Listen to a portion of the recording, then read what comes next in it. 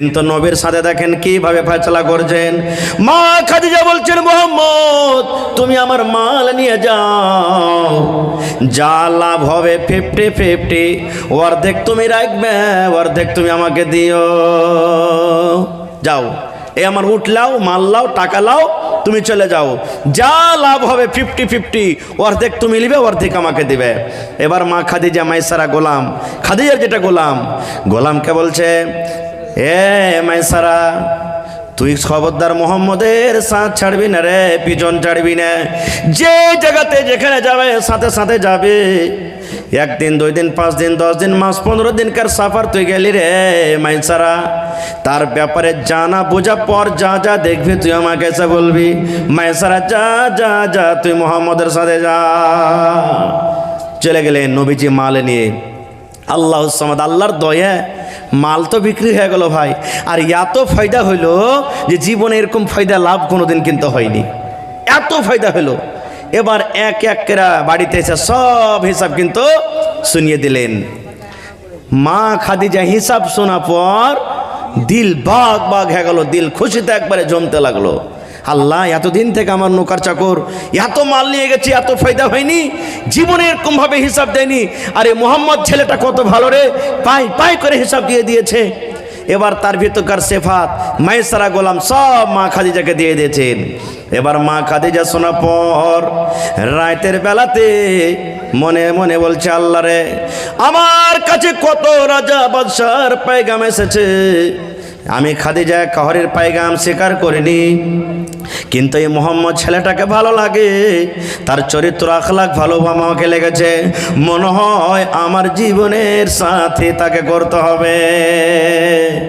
খাদিজা তখন নিজের একটা সহি, নাফিসা তার সহির নাম, তার সহিটাকে ডেকে নাফিসাকে বলছে, নাফিসা রে, একটা কাজ তোকে করতে পারবি রে বুবু। বলছে কি? বলছে, নাফিসা রে, এই মোহাম্মদ বলে ছেলেটা যা আছে আমাকে খুব ভালো লেগেছে রে নাফিসা, তার মনে হয় আমি তাকে বিয়ে করব, তার মেজাজটা কত ভালো, তার ব্যবহারটা কত ভালো, দেখতে কত সুন্দর। এ নাফিসা, তুই, আমি খাদিজা বলছি তোকে আমার তরফ থেকে মোহাম্মদকে আমার পায়গামটা দিয়ে দাও, আমার পায়গামটা দিয়ে দাও। নাফিসা এই কাজটা করতে পারবে? এখনকার যুগে যদি, এখনকার টাইমে যদি কোনো মানুষ যদি জামাই খুঁজতে যায় তো বলবে, শালাই আর বেটির ভিতরে কোনো আয় বাচ্চা খুঁত আছে বে, এই লাগাই জামাই খুঁজে বেড়াইছে। কিন্তু আসলে জামাই খুঁজতে হয়, কিন্তু উল্টা করে আমরা বহু খুঁজে বেড়াচ্ছি। জামাই খুঁজতে হবে আসলে। এখনো দেখবেন গায়ের মুসলিম ভাইয়ের ঘের মধ্যে ওরা জামাই খুঁজবে, আছে না নাই? দেখবেন, হ্যাঁ, ওরা জামাই খুঁজবে আর আমরা বহু খুঁজে বেড়াচ্ছি।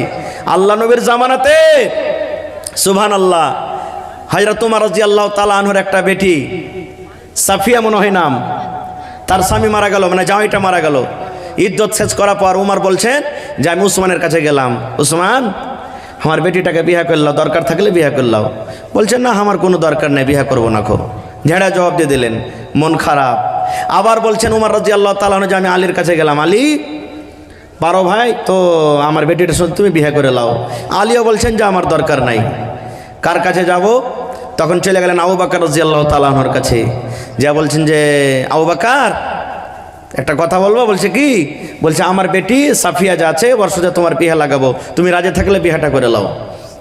হ্যাঁ না কিচ্ছুই বললেন না, হ্যাঁ ইহা করবো কি করবো না। এবার হযরত ওমর ফারুক বাড়ি চলে গেলেন, যা বলছেন, উসমান আর আলীর পরে যতটি হার রাগ এসেছে ওর থেকে বেশি রাগ আবু বকরের পরে হয়েছে। এরা তো কমসে কম একটা জবাব দিয়েছে যে না করবো না, আর ও কিছুই বলেনি, হ্যাঁ না করে থেকে কিছুই বললেন না, চুপচাপ থেকে গেছে। আরে করবি তো কর, না করবি না কর, কোন একটা উত্তর তো দে। এই লেগে হযরত আবু বকরের পরে খুব আমার রাগ উঠেছে। কয়েকদিন যখন গুজরে গেছে, কয়েকদিন কেটে যাওয়ার পর এবার দয়ার নবী সাফিয়াকে বিহার পায়গাম দিয়ে দিয়েছেন, বিয়ে হয়ে গেল। এবার উমর ফারুক রাস্তা দিয়ে হাঁটে চলে আসছেন। আবু বকর উমরকে দাঁড় করে বলছেন, উমর ভাই একটু দাঁড়াও। যেদিন তোমার মেয়ের পায়গাম নিয়ে আমার কাছে তুমি এসেছিলা, সেদিন তো তোমার মন খান কোনো খারাপ হয়ে হবে। মন তোমার খারাপ হয়েছে, আমি যে তোমাকে কিছুই বলিনি, হ্যাঁ না? হায়রা তোমার বলছেন হ্যাঁ খারাপ তো হয়েছে, খুবই আমার মন খারাপ হয়েছে।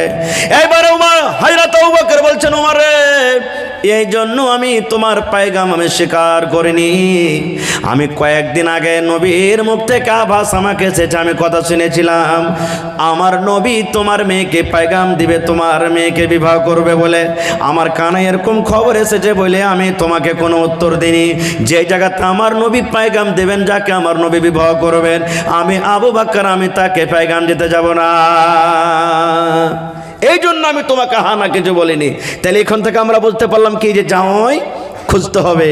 কোনো বেটি ছেলে যদি এসে বলে যে হ্যাঁ কোনো ছেলেকে পছন্দ হয়েছে, আমি তোমাকে বিবাহ করব, ওই মাকে বাপকে দিনদারি যদি ছেলেটার মধ্যে থাকে, তাহলে কিন্তু তাকে দেখে বিয়ে দিতে হবে। কোনো মা খেলাও কোনো বোন এসে ইচ্ছাকৃত বলতে পারে যে যুবক ভাই নওজওয়ান তুমি আমাকে পছন্দ আছে, যদি রাজি থাকো তোমাকে বিয়ে করো, বাড়ি থেকে পারলে যেতে হবে না, না তো বিয়ে আরাম হয়ে যাবে।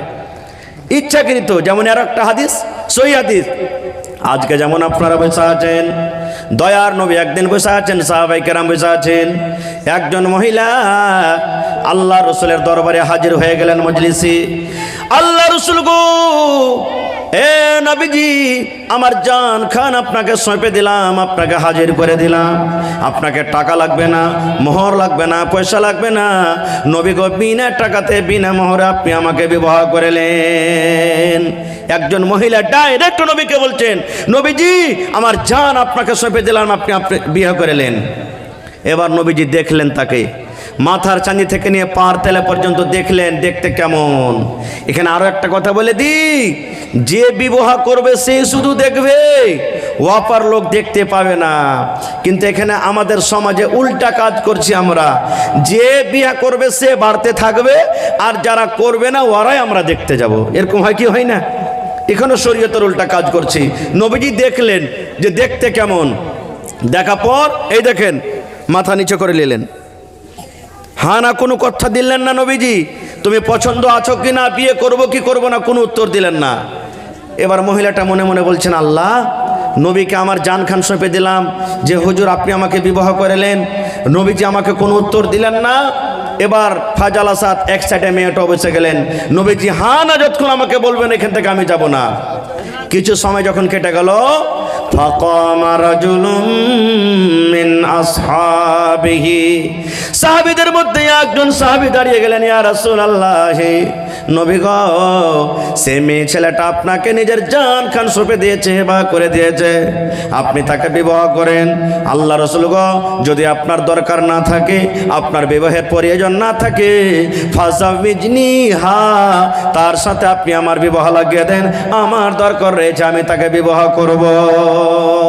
হুজুর আমার দরকার রয়েছে, আমি তাকে বিবাহ করব, তার সাথে আপনি আমার বিবাহটা লাগিয়ে দেন। এইবারে রসুল বলছেন, হাল ইনদাকা মিন শাই, বাবারে তুমি তাকে বিবাহ করবে, মোহর দেওয়ার মতন কিছু আছে? দেখবেন আপনারা রাত দিন দেখছেন, বিহাতে যাচ্ছেন, যদি 4টি সুপারি কম হয়ে যায়, 10টা পান কম হয়ে যায়, বিহার দিন যদি বাতাসা কম হয়ে যায়, ঝগড়া লড়াই হয়, হয় কি হয় না? কত জালসাতে পান সুপারির কারণে ঝগড়া, মারপিট পর্যন্ত হয়ে যায়, কুর্সি তুটাউটি হয়ে যায়। শরীয়তে গলা পান নাই, শরীয়তে সুপারি নাই।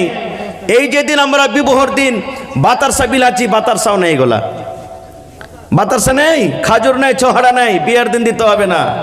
বিয়ের দিন নেই, কবে দিতে হবে? জি কবে দিতে হবে? তাহলে আব্দুর রহমান বিন আওফ রাদিয়াল্লাহু তাআলা একজন সাহাবী নবীর সাথে দেখা করতে এসেছেন, আর দেখা করতে এসে দেখছেন যে ওর পিরনে কিছু জাফরানের রং, মানে হলদির মতন কিছু রং লেগা আছে, কিছু রং লেগা আছে গতরে। তখন নবীজি বলছেন যে আব্দুর রহমান, কি লে, মানে গতরে কি লেগা আছে তোমার, নতুন বিয়ে করেছো নাকি? তখন বলছেন, জি হুজুর আমি বিয়ে করেছি। কেন বললেন? কেন বললেন? ওই কারণটা কেন হলো, কেন রসুল বলছেন, তাকে কিভাবে চিনলেন যে ওই গতরে যে হলদি লেগা আছে, তার পিরনে জামাতে যে হলদি লেগা আছে? তখন রসুল বলছেন যে তুমি কি নতুন বিয়ে করেছো? জি হুজুর করেছি। রসুল তখন বললেন, পান কতটা দিয়েছো কে কথা বললেন না, সুপারি কতটা দিয়েছে কথা বললেন না, আল্লাহ রাসূলের কথা বললেন না, ছড়া কয় কিলো দিয়েছো, বাতাসা কয় কিলো দিয়েছো এটা বললেন না। নবীজি বলছেন বাবা রে মোহরে তুমি কে দিয়েছো রে বাবা? এই আব্দুর রহমান তুমি যে বিয়ে করেছো তো মোহর কি দিয়েছো? বলছেন আল্লাহ রাসূল গো খাজুর যে হয়, খাজুরের যে দানা আছে, ওই খাজুরের ভিতরে যে একটা গুটিলি আছে, একটা আঁঠি আছে, আঁঠি বরাবর আমি নিজের স্ত্রীকে আমি সোনা দিয়েছি, আঁঠি বরাবর আমি তাকে একটা সোনা দান করেছি, খজরের বিচি বরাবর আমি একটা সোনা দান করেছি, এই টাকা আমি মোহর করেছি। এইবারে নবী বললেন এ আব্দুর রহমান আউলিম ওয়ালাউ বিশাত, বাড়ি চলে যাও আর ওয়ালিমা করো, যদি একটা বকরি কিংবা বকরির বাচ্চা হয়, যাও ওয়ালিমা করো। আউলিম তুমি ওয়ালিমা করো ওয়ালাউ বিশাত, যদি একটা বকরির বাচ্চা হয় তা ওইটাকে ওয়ালিমা করো। বোঝা গেল কি? যেদিন বিয়ে করে বাড়িতে নিয়ে আসবেন, বিবির কাছে রাত কাটালেন, রাত কাটার পর সকালবেলাতে যা জবাই করার মন আছে, উট জবাই করেন, গরু জবাই করেন, ছাগল জবাই করেন, ডিম জবাই করেন, মুরগি জবাই করেন, যা জবাই করার আছে গোটা গাঁর মানুষকে আপনি যদি আরো আল্লাহ শক্তি দেয় তো নায়াটলার মানুষকে জাফর দিয়ে দিবেন, আরো শক্তি যদি হয় এইদিকে ওই ছাতিয়া কোথায় আছে ওখানকার মানুষকে জাফর দিয়ে যতদূর পারবেন আপনি বড় ভোজ করে খাওয়ান, সেদিন খাওয়াইতে হবে। কিন্তু এই জায়গাতে আমরা উল্টা করছি, যে ব্যাটার বাপের বাড়িতে 15 ঘন্টা 20 ঘন্টা গাড়িতে করে সওয়ার হয়ে ওখানে আমরা নিয়ে চলে যাচ্ছি, আর ওখানে যাওয়ার পর আমরা chop chop chop chop chop করে মনের মতন আমরা খেয়ে আসছি, যেটা শরীয়ত বিরোধী কাজ, শরীয়ত বিরোধী কাজ, যেটা আমরা জুলুম অত্যাচার করছি। ভাই আমার, তো এই জায়গাতে আমরা বুঝতে পারলাম কি, আরো একটা কথা বলে দিই, তাহলে আপনারা বলবেন হাজি মাওলানা তাহলে হলদি মাখা যায় আছে? আব্দুর রহমান বিন আওফের যে পিরনে গতরে হলদি লেগেছিল, তাহলে হলদি মাখা যায় আছে? মুহাদ্দিসিনে কেরাম বলছেন আব্দুর রহমান বিন আওফ হলদি মাখেনি, তার স্ত্রী মেখেছিল হলদি। স্ত্রীর সাথে যে মিলামিশা করেছে, স্ত্রীর গায়ে গা লেগেছে, যার কারণে ওর গায়ের কিছু হলদি তার জামা কাপড়ে লেগেছিল। আসলে আব্দুর রহমান হলদি মাখেনি। তো এই জায়গাতে মুহাদ্দিসিনে কেরাম বলছেন মায়েরা খালারা যদি হলদি মাখতে চাহে তো মুখখানে লাগাবে, হাতে লাগাবে, পায়ে লাগাবে, পুরুষ হলদি লাগাবে না কো, যদিও লাগাবে তো মুখখানটাতে শুধু লাগাবে। কিন্তু ওরে আল্লাহ, এখন তো মা খালারা বলবে যেগুলা ভাবি টাইপের মানুষ, আরে লিসি লাগা নেংটি সাইটে জুট জাত করে হাইন ঠাকারে বলছি রে মরা, যাতে তোর সব জায়গাতে হলদি লাগাইতে পারি রে মরা, কোনো জায়গাতে আইল কি আর যাতে চরুস হ্যাঁ থাকে, উঁচা ঢিপা ঢিপি না হ্যাঁ থাকে রে মরা, সব জায়গাতে হলদি মাখাইবে। কে মাখাইবে হলদি? ভাবি হলদি মাখাইবে, চাস্তো ভাবি হলদি মাখাইবে, আর কে হলদি মাখাবে? গ্রামের লোকেরা হলদি মাখাবে। আর কে হলদি মাখাবে? এই ধরনের যেগুলো শরীয়তে বিবাহ করা যার সাথে আল্লাহ হালাল করেছেন, জায়েজ করেছেন, এই মতো লোকেরা হলদি মাখাবে। ওই মাকে বলবো, খালাকে বলবো, ওই ভাইকে বলবো, ভাই রে খবরদার জীবনে ভাবির হাতের হলদি মাখিয়েন না। হলদি যদি আপনার মাখার ইচ্ছা হয়, হলদি কে মাখাবে? মাকে ডেকে বলবেন মাকে একটু হলদি গেলে আমাকে মাখিয়ে দেখে মা। নানিকে ডেকে বলবেন নানিকে একটু হলদি গেলে আমাকে মাখিয়ে দেখে মা। নানি আর দাদিকে ডাকতে বলবেন দাদিকে একটু হলদি মাখিয়ে দে। আপনি ভাতিজিকে ডাকতে বলবেন ভাতিজি রে একটু হলদি মাখিয়ে দে। বোনকে ডাকতে বলবেন বোন রে একটু হলদি মাখিয়ে দে। চাচিকে ডাকতে বলবেন চাচিকে একটু হলদি মাখিয়ে দে। যার সাথে বিবাহ শরীয়তে হারাম করেছে তাকে আপনি ডাকতে বলবেন, তাকে ডাক দেওয়ার পর আপনাকে সে তারা হলদি লাগাবে। আর শরীয়তে যাদের সাথে বিবাহ করা হালাল ওদের সাথে আপনি বসতে পাবেন না, ওদের হাতের আপনি হলদি লাগাইতে পাবেন না। এখনো আমরা উল্টা পাল্টা কাজ করছি, সুবহানাল্লাহ। এ আমার ভাইয়েরা, তো আজকে মুসলমান আমরা এই যে পান বাতাসা চহড়া নিয়ে ঝগড়া করছি, যেগুলো শরীয়তে কিছু নাই। আর একটু আগে চলেন, এইবারে মা খাদিজা রাদিয়াল্লাহু তাআলা আনহা নিজের সহি নাফিসাকে ডাকতে বলছেন, নাফিসা রে মোহাম্মদ নামে ছেলেটা খুব ভালো, মোহাম্মদ ছেলেটাকে আমাকে পছন্দ হয়েছে, একটু আমার তরফ থেকে তাকে তুমি পায়গাম দিয়ে দাও, আমি তাকে বিয়ে করতে রাজি আছি। এবার নাফিসা তখন বলছেন, খাদিজা মোহাম্মদ ছেলেটাকে রাজি হবে? তোমার কি মন গাইছে রাজি হবে? তোমার বয়স হয়ে গেল 40 বছর, আর মোহাম্মদ ছেলেটার বয়স হলো মাত্র 25 বছর। কয় বছরকার ফরক হলো? হ্যাঁ, বলছে খাদিজা রে, তোমার বয়স হয়ে গেল 40 বছর, আর মোহাম্মদের ছেলেটার বয়স হলো যুবক ছেলে, 25 বছরকার বয়স, 15 বছরকার পার্থক্য আছে। আমার মনে হয় মোহাম্মদ ছেলেটা কবুল করবে না। ঠিক আছে, যখন তুই বলছিস আমি যাব। হাঁটতে হাঁটতে হাঁটতে এবার নাফিসা যা বলছেন, মোহাম্মদ একটা কথা বলবো তোমাকে ভাইরে। বলছে কি কথা? বলছে যে এই যে তুমি যার মালে নিয়ে তেজারত করতে গেছিলে খাদিজা, ওকে তুমি বিবাহ করবে? তুমি রাজি আছো? ও তো পায়গাম দিয়েছে তোমার সাথে বিয়ে করবে। মানুষ কে কহিবে নিজে থেকে যে বিয়ে করব? কহিবে কি কেউ? কিন্তু মেলায় লোক কহে দিচ্ছে এখন। যদি বড় হয়ে গেছে, দেখছে আমার সাথে গেলার বিয়ে হয়ে গেছে, ওর বিয়ে যদি না দেন, বিয়ে বহু যদি না ঢোড়েন তো কাম করে বন্ধ করে দিবে, যাইবে না কামে। তখন বুঝতে হবে বাপকে যে হ্যাঁ কেনে বেটা কাজে যায় না, ওকে বুঝতে হবে তখন। তো খার যা হোক, এবার তখন বলছেন যে আমি কি বলবো, আমার চাচাকে একটু জিজ্ঞাসা করলে ভালো হয়। চাচার নাম কি? আবু তালিব। হ্যাঁ, বলছেন চাচাকে জিজ্ঞাসা করো, কারণ তো ওই মালিক। তাকেও যা বললেন, বলছে ঠিক আছে আমার ভাতিজার সাথে আমি কথা বলছি। এবার আবু তালেব ভাতিজাকে বলছেন, ভাতিজা এই সুযোগ মনে হয় আর বারবার পাওয়া যাবে না ভাতিজা, ধনী লোক আছে, মালের দরকার আছে তোমার। আর আবু তালেবও চাচ্ছিলেন যদি এরকম একটা ভালো নেককার দিনদার পরেজগার মেয়ের সাথে আমার বিয়ে লাগিয়ে দিতে পারি ভাতিজার, তাহলে আমারও জিম্মেদারি দায়িত্বটা শেষ হয়ে যাবে, আমার ছেলেটা কত সুখে শান্তিতে খাবে। বলছে ভাতিজা তুমি রাজি হয়ে যাও। ঠিক আছে, বাস 2-4 জন যে বিয়ে হয়ে গেল, বিয়ে হয়ে গেল। আর একটা কথা বলে দিই, ইসলামের যারা দুশ্মন, মুসলমানের যারা দুশ্মন, তারা বলছে তোমাদের নবীকে দেখো কত আইয়াসি গো, 7 বছরকার বয়সের মেয়েকে একটা বিবাহ করেছে। নবীজি যখন বিবাহ করেন মা আয়েশা রাদিয়াল্লাহু তাআলা আনহাকে, ওর বয়স 7 বছরকার, আর ঘর বছর হয়েছিল 9 বছর বয়সে, তখন কত কথা বলেছিলেন।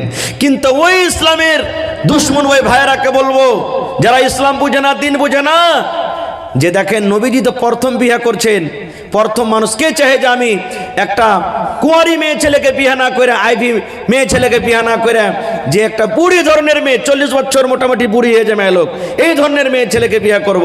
কিন্তু নবীজি করলেন কেন? ওই টাইম ওই সময়তে যার স্বামী মারা যেত তাকে ভালোভাবে লোকেরা বিয়ে করতো না, তার মান সম্মান কতটুকু বাড়িয়ে দিলেন। এই জন্য কুঁয়ারি বেড ছেলেকে বিয়ে করেন মানান, এটা সুন্নাত তারিকা। কিন্তু যারকে স্বামী মারা গেছে তারাকে যদি বিয়ে করেন তাও নাকি পাবেন। যেমন একটা হাদিসা আছে, আল্লাহ রাসূল সাল্লাল্লাহু আলাইহি ওয়াসাল্লাম একদিন সফর থেকে চলে আসছেন, জাবের রাদিয়াল্লাহু তাআলা আনহু একজন সাহাবী, উনি নবীর সাথে আছেন। এবার নবীজি একটুখানি দূরে আছেন গ্রাম থেকে, জাবের রাদিয়াল্লাহু তাআলা রাসূলকে বলছেন, হুজুর আপনারা পিছনে এসেন, আমাকে ইজাজত দেন, আমি বাড়িতে যাই। তখন রাসূল বলছেন, জাবের নতুন বিয়ে করেছো নাকি যে বাড়ি যাওয়ার জন্য ছটফট করছো? তখন জাবের রাদিয়াল্লাহু তাআলা বললেন, জি হুজুর আমি বিয়ে করেছি। এবার নবীজি বললেন, জাবের কোন ধরনের মেয়েকে তুমি বিয়ে করেছো? সাইয়াবাকে বিয়ে করেছো না বাকেরাকে বিয়ে করেছো?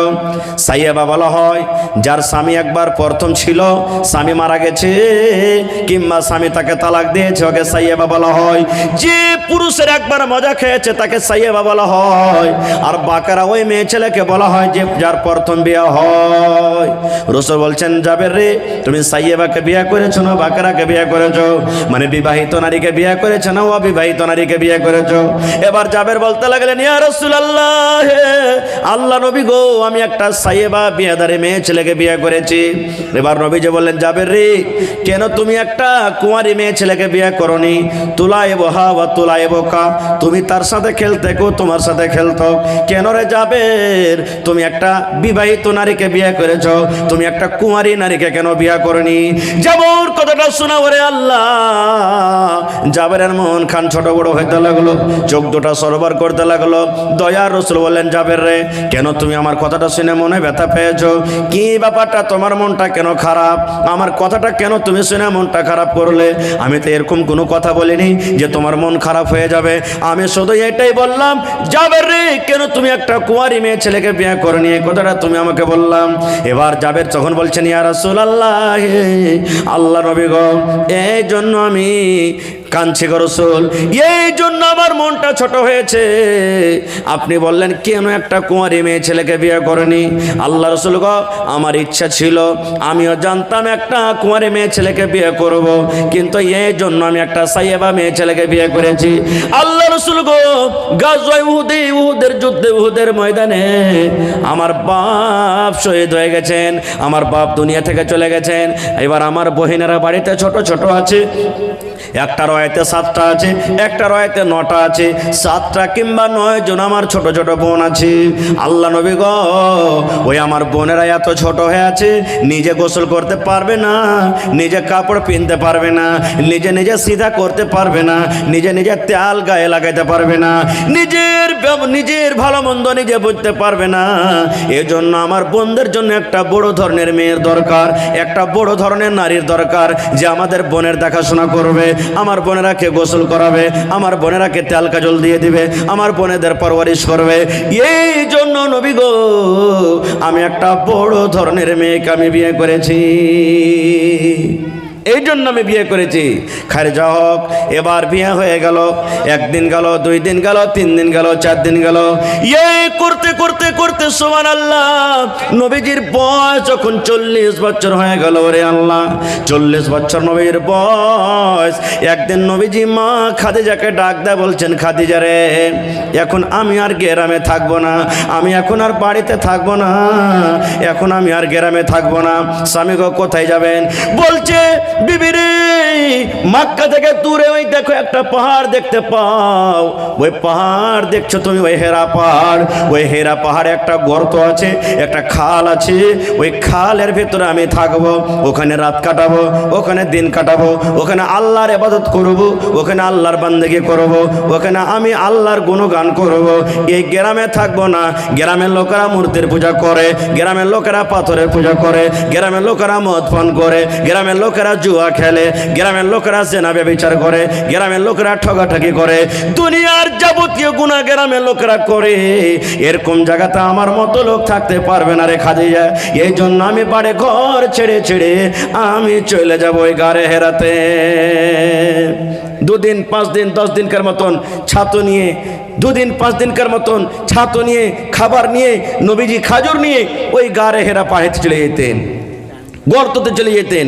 ভাই আমার, বাস শেষ কথা, বাস আর 2-4 মিনিট বলবো, 1-1:30 বাজে যাবে, ইনশাল্লাহ ছেড়ে দেবো, বাস 5-10 মিনিট আমি বলবো, কথা লম্বা হয়ে যায়। এবার চলে যান, মা খাদিজা রাদিয়াল্লাহু তাআলা আনহা মাঝে মাঝে তার কাছে খানা নিয়ে যেতেন। আর একটা কথা বলে দিই, এখানে আরও একটা কথা বলে দিই, নবীজি যখন দুনিয়া থেকে আমার ছিলেন, মা খাদিজা রাদিয়াল্লাহু তাআলা আনহা দুনিয়া থেকে যখন চলে গেলেন, মা খাদিজার বেঁচে থাকা কালে নবীজি দ্বিতীয় বিয়ে করেননি। মা খাদিজা যতদিন দুনিয়াতে বেঁচে ছিলেন, নবীজি দ্বিতীয় স্ত্রী বাড়িতে আনেননি। এত নবীজি ভালোবাসতেন, এত মহব্বত করতেন, প্যার করতেন। এ ভাই মুসলমান, মা খাদিজা কেমন ধরনের মেয়ে ছেলে দেখেন। মাঝে মাঝে নবীজি খাদিজার তারিফ করতেন অন্য বিবির সামনে, খাস করে মা আয়েশা রাদিয়াল্লাহু তাআলা আনহার সামনে। আয়েশা, আমার স্ত্রী খাদিজা এরকম ছিল, আমার স্ত্রী খাদিজা ওরকম ছিল, আমার স্ত্রী খাদিজা এরকম ছিল, মাঝে মাঝে মাঝে মাঝে তারিফ করতেন। এবার বলেন, 100 দিনের তারিফ যদি 100 দিনের সামনে করে, মনটা খারাপ হবে না, হবে না? জোরে বলেন, হবে না, হবে না? হ্যাঁ, মন খুব খারাপ। দেখবেন যারকে 2টা স্ত্রী আছে, রেগে যান না ফের কেউ। 2টা স্ত্রী যারকে বাড়তে আছে, ঝামেলা কিন্তু খুব হয়, তারকে খুবই ঝামেলা হবে, খুশ করতে পারবে না স্ত্রীকে। তো একদিন কথাতে কথাতে মা আয়েশা রাদিয়াল্লাহু তাআলা আনহা তখন নবীকে বলছেন, হ্যাঁ, আপনার স্ত্রীটা কত যে ভালো, বয়স আলা মেয়ে লোক, বয়স্ক মানুষ, আর ওর আপনি তারিফ করছেন, বড়াই করছেন। যখন কথাটা বলা, নবীজি আয়েশাকে বলছেন, রে আমার বেবি আয়েশা, শুনে নাও, খবরদার আমার খাদিজাকে তোমরা গালি দিও না, আমার খাদিজাকে তোমরা কথা বলিও না, আমার খাদিজা কেমন মানুষ ছিল তোমরা শুনে নাও। দয়ার নবী নিজে বলছেন, আমার বেবি আয়েশা শুনে নাও, আমি একটা গরিব মানুষ, আমার কাছে মাল ছিল না, আমার কাছে টাকা ছিল না, আমার কাছে দৌলত ছিল না। আমার যখন বিয়ে হয়, এই মক্কার জমিনে আমার বিবি খাদিজা সব থেকে ধনী মানুষ ছিল, সব থেকে মালদার মানুষ ছিল। আমার সাথে যখন তার বিয়ে লেগে গেল, আমার খাদিজাকে মক্কার লোকেরা রাগাইত, তার বন্ধুরা রাগাইত, তার সাথীরা রাগাইত, বলতো খাদিজা রে তুমি একটা গোলামের সাথে বিয়ে করেছো, একটা ফকিরের সাথে তুমি বিয়ে করেছো, একটা গরিবের সাথে তুমি বিয়ে করেছো। ও খাদিজা তুমি কেন একটা ধনী লোকের সাথে তুমি বিয়েটা করনি? এরকম রাগাইতো। এই আয়েশা, একদিনকার ঘটনা, আমার খাদিজা আমার পাঞ্জরে কাঁদতে কাঁদতে চলে এসেছে, চোখ দিয়ে ঝরঝর ঝরঝর করে পানি ঝরছে। এবার আমি তখন বললাম খাদিজা কি ব্যাপারটা, কেন তুমি কাঁদো? এবার বলছে নবীজি আয়েশা রে কত আমার জন্য কুরবানি করেছে রে আয়েশা, শুনে নাও। আমার খাদিজা একদিন আমাকে বলছেন স্বামী গো, আমার যত উট আছে, আমার যত বাড়ি আছে, আমার যত বকরি আছে, আমার যত রাখাল আছে, আমার যত জমি জায়গা আছে, সব আপনাকে দান করে দিলাম, সব দান করে দিলাম গো নবী, সব দান করে দিলাম। আজকে থেকে আমাকে লোকেরাই কথাটা বলবে না যে আমি ফকিরের গরিবের স্ত্রী। আজকে লোকেরা আমাকে এই কথা বলবে খাদিজা হলো একটা রাজা ধনী লোকের স্ত্রী। এত মাল যত সব আমাকে দান করে দিয়েছে। আর আমার মা খালার অবস্থা কি জানেন? মায়ের বাড়ি থেকে পালং লেসেছে কিনে, একটু খালি ডাইটা যদি কথা কয়ে দেন না তো রাইতে কি করবে, মরর বেটা মর, তুই খালি আমার পালঙ্গে চড়ে দেখ, তোর কাঠ খোরাকে ভেঙে দেবো রে মরা। হ্যাঁ, বাপের তো পালঙ্গে তুই খালি চড়ে দেখ। মোটর সাইকেল দিয়েছে, আমি বলি না যে মোটরসাইকেল দেওয়া যায় যাচ্ছে, এটা কথা বলি না, ফের উল্টা ভাববেন না। হ্যাঁ, যদি একটু খালি টনবন হয়ে যায়, বাপের যদি বেটা হইস, এরা মরার বেটা মরা, বাপের যদি বেটা হইতে কিনে চড়। আমার বেটা বাপ দিয়েছে তার লেগে তুই চড়তে পারছিস, এটা কিনে দেখ। কত উল্টা সাদা করে বলবে না? এবার রাসূল বলছেন খাদিজা আমার জন্য সমস্ত মালকে লুটিয়ে দিয়েছে, কুরবানি করে দিয়েছে। শুধু তা নয় আয়েশা, একদিন আমি বসে আছি, আল্লাহর ফেরেশতা জিবরিল আমিন আমার কাছে এসেছেন। আসার পর বলছেন মুহাম্মদ এই যে আপনার স্ত্রী আপনার কাছে আসছে ঘাটে নিয়ে। আল্লাহ রাসূল বলছেন আয়েশা রে আমি বসে আছি, জিবরিল ফেরেশতা আমার কাছে এলেন। আসার পর বলছেন মুহাম্মদ ওই যে আপনার স্ত্রী খাদিজা আপনার কাছে আসছে। আল্লাহ রাব্বুল আলামিন তাকে সালাম জানালছেন। কে সালাম দিয়েছেন? আল্লাহ সালাম দিয়েছেন, আর আমি জিবরিল আমিন তাকে সালাম দিলাম। ও নবীজি, আপনার স্ত্রী যখন খাদিজা আপনার পাঞ্জরে আসবে, আল্লাহর সালাম আর আমি জিবরিল আমিনের সালাম তাকে জানিয়ে দাও। সুবহানাল্লাহ। একটা মায়ালোক হয়ে আল্লাহর সালাম পেয়েছে।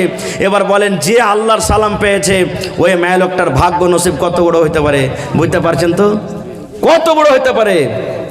এবার নবীজি বলছেন আয়েশা রে জিবরিল ফেরেশতা শুধু তোমাকে সালাম দিয়েছে, তুমি আল্লাহর সালাম পাওনি। আল্লাহর সালাম আমার খাদিজা পেয়েছে, জিবরিলেরও সালাম পেয়েছে, আর তুমি শুধু জিবরিল ফেরেশতার সালাম পেয়েছো, আল্লাহর সালাম পাওনি। এই জন্য আমার খাদিজাকে তুমি গালি দিও না। রাসূল আবার বলছেন ও আয়েশা শুনে নাও, আমার জয়টা সন্তান হয়েছে, সমস্ত সন্তান আমি খাদিজার পেট থেকে পেয়েছি। রুকায়াকে খাদিজার পেট থেকে পেয়েছি, উম্মে কুলসুমকে খাদিজার পেট থেকে পেয়েছি, ফাতেমাকে খাদিজার পেট থেকে পেয়েছি, জাইনাবকে খাদিজার পেট থেকে পেয়েছি, আবুল কাসেমকে খাদিজার পেট থেকে পেয়েছি, তাহেরকে খাদিজার পেট থেকে পেয়েছি। যতগুলি আল্লাহ আমাকে সন্তান দান করেছেন আমার স্ত্রী খাদিজার কাছ থেকে আমি পেয়েছি। আল্লাহ রাব্বুল আলামিন তোমাদেরকে সন্তান দান করেননি। এই জন্য খবরদার খবরদার আমার বিবি খাদিজাকে তোমরা গালি দিও না। কত ভালোবাসতেন স্ত্রীকে, সুবহানাল্লাহ। ভাই আমার আরো একটা কথা বলে দিই, দেখবেন ঘটনা নাম নিয়ে বলবো না, চোখে দেখলাম ঘটনা ঘটেছে। একটা লোক বিয়ে করেছে, 10 বছর কেটে গেল, ছেলে পিলে হলো না। আর একটা বিয়ে করলে ওর ছেলে পিলে হলো। যেমনই ছেলে পিলে হলো ওর কারণে প্রথমকার স্ত্রীটাকে নজরে দেখতে চায় না। এরকম আছে না নাই? তাকে বলবে এই তুই বাপের বাড়ি চলে যা, তোর আর দরকার নাই, তুই চলে যা এখন বাড়ি, তোকে আর রাখবো না, তালাক দিয়ে দেবো। এরকম কত ঘটনা দুনিয়াতে ঘটছে ভাই। খবরদার এরকম করবেন না। প্রথমকার স্ত্রী প্রথমই হয়, বড় স্ত্রী বড়ই হয়। সতীনের ঝাল কি জিনিস ভাই আমার, 11:30 1:30 বাজতে 2-3 মিনিট আর সময় আছে মাত্র। বাস একটা ঘটনা আমি আর বলে দিই। একদিন নবীজি বাড়ি বানিয়ে রেখেছেন সবটি স্ত্রীর কাছে যাওয়ার।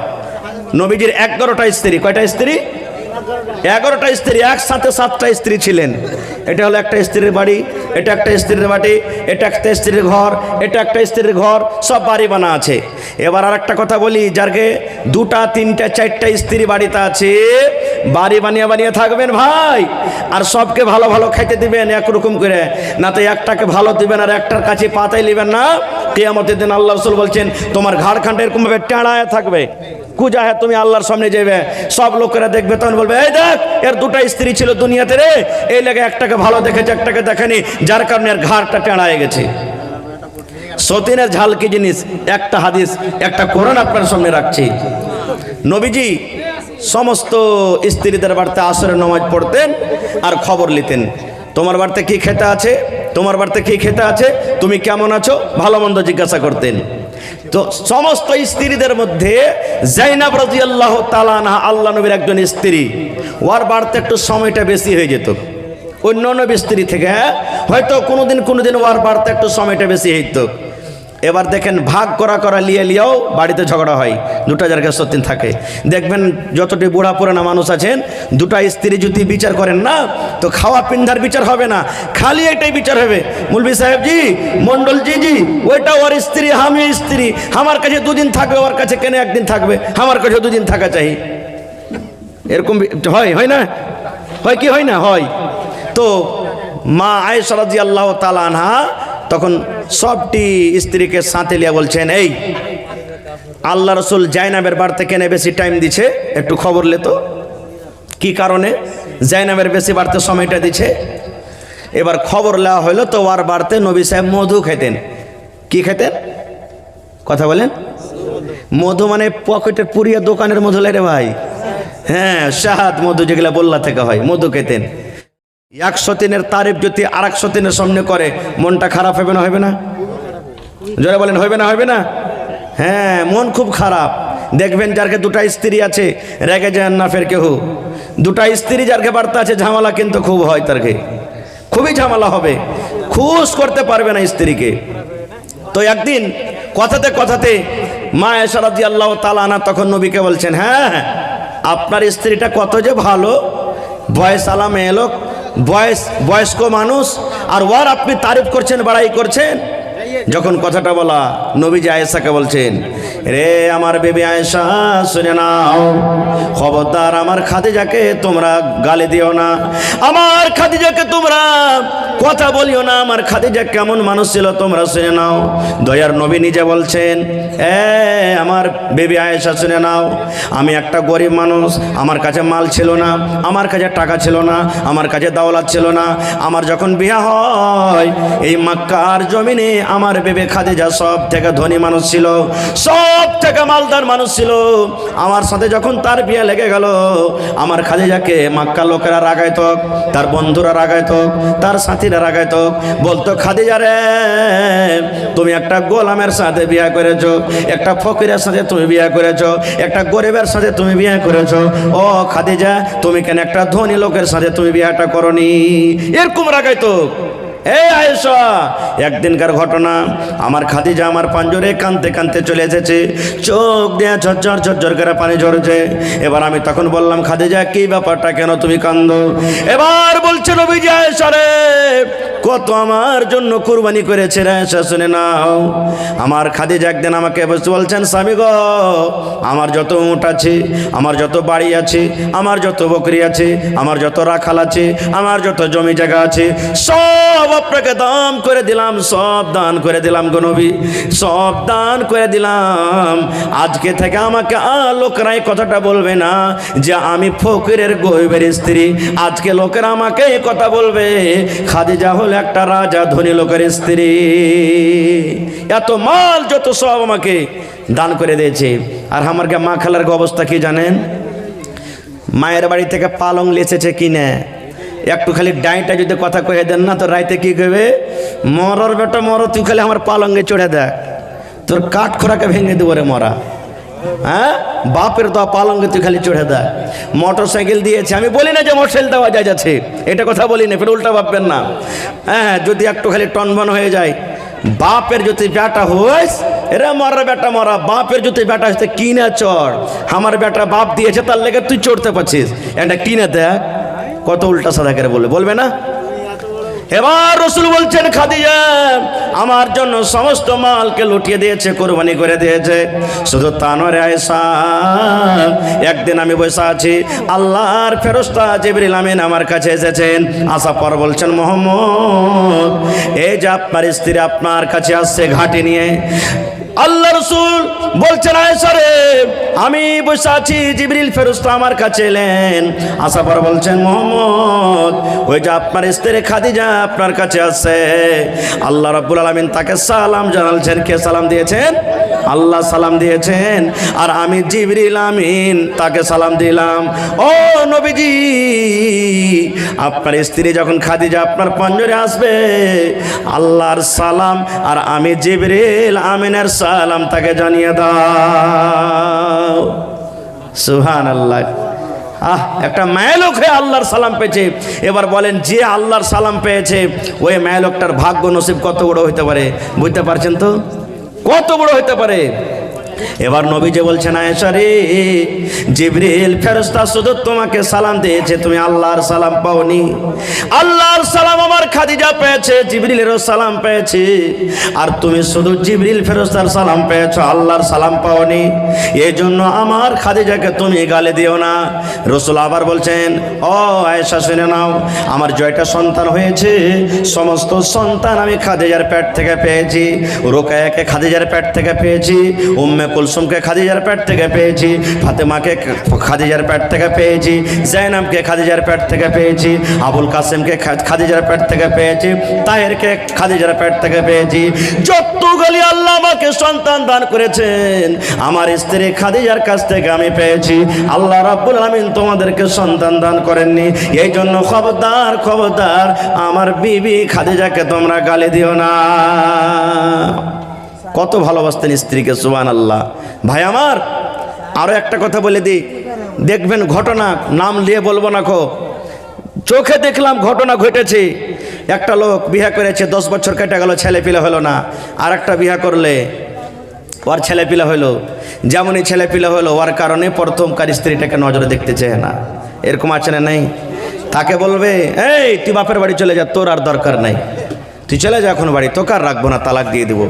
এরকম কত ঘটনা দুনিয়াতে ঘটছে ভাই। খবরদার এরকম করবেন না। প্রথমকার স্ত্রী প্রথমই হয়, বড় স্ত্রী বড়ই হয়। সতীনের ঝাল কি জিনিস ভাই আমার, 11:30 1:30 বাজতে 2-3 মিনিট আর সময় আছে মাত্র। বাস একটা ঘটনা আমি আর বলে দিই।